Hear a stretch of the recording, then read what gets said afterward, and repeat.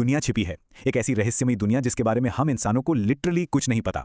आज के इस एक्सप्लेनर में हम एक बहुत ही दिलचस्प लेकिन बेहद जरूरी मिशन पर बात करेंगे। एक ऐसी जगह की खोज जहां अनगिनत अनजान जीव विज्ञान की किताबों में दर्ज होने का बस इंतजार कर रहे हैं। क्योंकि सच तो ये है कि बिना किसी साइंटिफिक पहचान के ये प्रजातियां हमारी आंखों के सामने होते हुए भी बिल्कुल अदृश्य हैं। चलिए आज के सफर का एक रोड मैप देख लेते हैं। हम शुरुआत करेंगे इस गुप्त रेन फॉरेस्ट के रहस्यों से, फिर इन अनजान प्रजातियों पर मंडराते खतरों को समझेंगे, उसके बाद खोज के 6 अहम कदमों से होते हुए विज्ञान की असली कीमत जानेंगे, और अंत में यह समझेंगे कि साइंटिफिक डॉक्यूमेंटेशन आखिर किसी भी जीव को बचाने के लिए इतना क्रूशियल क्यों है। तो सबसे पहले बात करते हैं श्रीलंका के सीक्रेट रेन फॉरेस्ट की। जरा एक ऐसे अनछुए जंगल की कल्पना कीजिए जहां हर पेड़ के पीछे और हर पत्थर के नीचे एक अनसुनी कहानी छिपी है, एक ऐसा वाइल्ड इकोसिस्टम जो अब तक इंसानी दखलंदाजी से काफी हद तक बचा हुआ है। आपको जानकर हैरानी होगी कि इस जंगल के घने अंधेरों में अभी भी कम से कम 40 ऐसी जानवरों की प्रजातियां मौजूद हैं जिन्हें आज तक दुनिया ने पहचाना ही नहीं है। मतलब स्नेक्स, स्पाइडर्स, स्कॉर्पियंस, ये सब सदियों से वही हैं, लेकिन विज्ञान के नजरिए से वो मानो एकदम गायब हैं। जब तक इनका कोई साइंटिफिक रिकॉर्ड नहीं बनता, दुनिया के लिए इनका कोई वजूद ही नहीं है। अब इस अदृश्य दुनिया को दुनिया के सामने लाने का काम कर रहे हैं top conservation biologist doctor Ranil Nanayakkara और उनकी टीम बेयर। 2009 से 2019 के बीच इनकी टीम ने 68 नई प्रजातियां खोजी। जी हाँ, 68। लेकिन फिर एक बहुत बड़ी रुकावट आ गई।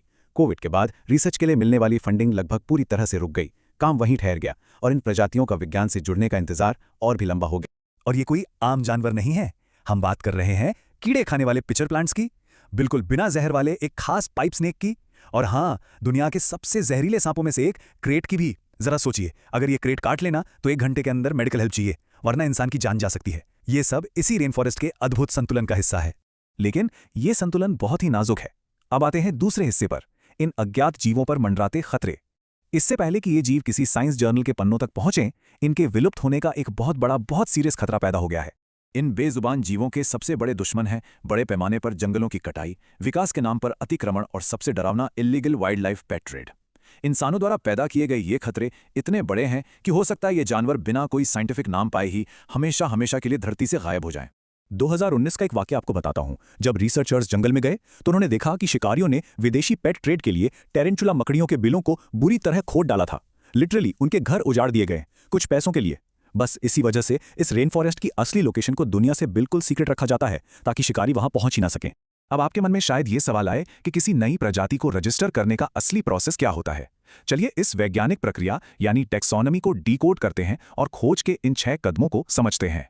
ये प्रोसेस बहुत ही इंटरेस्टिंग है। पहले फील्ड एक्सप्लोरेशन होता है, फिर स्पेसिमेन कलेक्शन, और यहाँ एक बहुत खास बात है, जहाँ कई वैज्ञानिक दूसरे स्टेप में स्पेसिमेन को मार देते हैं, वहीं डॉक्टर रानिल जानवर के प्राकृतिक रूप से मरने का इंतजार करते हैं।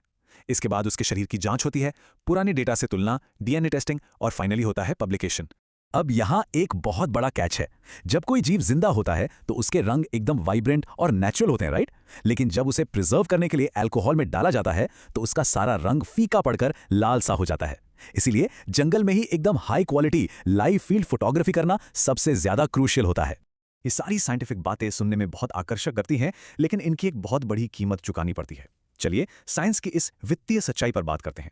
आखिर एक सिंगल प्रजाति को डॉक्यूमेंट करना इतना मुश्किल क्यों है? जरा इस नंबर को देखिए, 3 से 4,000 डॉलर्स। जी हां, सिर्फ एक सिंगल रिसर्च पेपर को नेचर या साइंस जैसे बड़े और क्रेडिबल जर्नल्स में पब्लिश कराने का ये खर्च है। ये सच में हैरान करने वाला है। बिना इतने पैसों के किसी भी प्रजाति को दुनिया के सामने लाना ऑलमोस्ट इम्पॉसिबल है। आप शायद सोच रहे होंगे कि लगभग 3 लाख रुपए जाते कहां हैं? तो बता दूं, ये पूरा एक इकोसिस्टम चलाते हैं। फील्ड असिस्टेंट्स की सैलरी, डीएनए मैचिंग के लिए इंटरनेशनल म्यूजियम्स का ट्रैवल, माइक्रोस्कोप जैसे इक्विपमेंट्स, पब्लिकेशन फीस, और सबसे जरूरी लोकल कम्युनिटीज को अवेयर करना।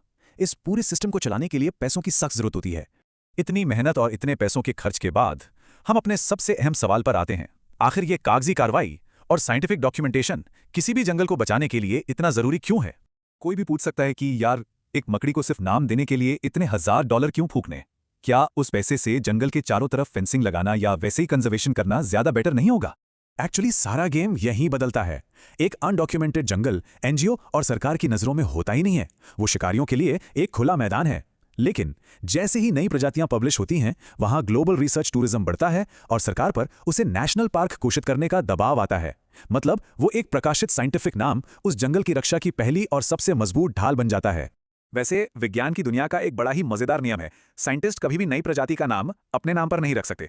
इसके बजाय वो अक्सर उस प्रजाति का नाम उस इंसान के सम्मान में रखते हैं जिसने फंडिंग दी हो। जैसे एक नई टैरेंटुला का नाम इसके स्पॉन्सर के नाम पर पोसिलोथेरिया राठी ही रखा गया। है ना कमाल का तरीका विज्ञान को सपोर्ट करने वालों को सम्मानित करने का। अंत में सोचने वाली बात सिर्फ इतनी है कि दुनिया के बचे हुए जंगलों में समय के खिलाफ एक छिपी हुई रेस चल रही है। न जाने कितनी और प्रजातियां बिना कोई नाम पाए, बिना हमारी नजरों में आए, हमेशा के लिए खत्म हो जाएंगी। ये सिर्फ एक बायोलॉजिकल चुनौती नहीं है, बल्कि हमारे लिए एक्शन लेने का वक्त है। आज के इस एक्सप्लेनर में हमारे साथ जुड़ने के लिए आपका बहुत बहुत धन्यवाद।